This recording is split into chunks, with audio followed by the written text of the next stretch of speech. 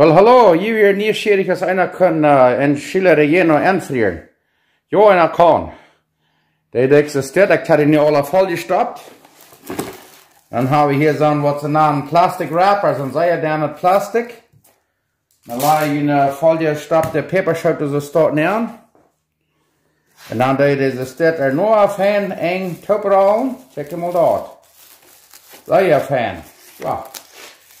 Und dann zei de afvrieren, dat je de poort is afvrieren, dat de hard zijn, en dan zei de al aan een gelust nemen, net dat is het eruit. Moet je nog helemaal lezen. Waar ze staat. Dan zei de afvrieren, dan zei de winter even, zullen er geen merken.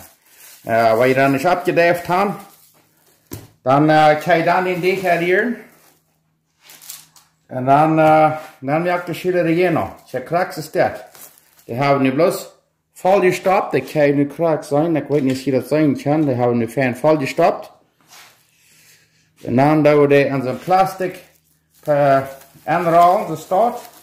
Dann der Port erfrieren, alle einzelwies, also eine Plote in einen, dass die nicht top frieren.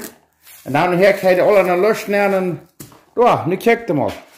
Nu haben wir eine ganze Heer, das sind jetzt von den Heer Soldaten sein. Krank ist dort, haben die alle Eier alt, die sind vollgefallen mit Fleisch und Käse. And yeah, nicht how they anfrieren. Dankeschön. Yes, I was going to say this in English.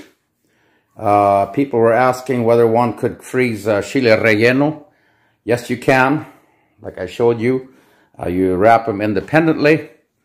And then later on, you put them on a sheet and separate them kind of on a wax paper. And then you freeze them separated. And then you can, after they're frozen, you can put them all in a bag and put them in the freezer. Works very well. And then once in the winter time when you thaw them, then you make your batter, dip them, and make your chile relleno. Works very nice. Thank you.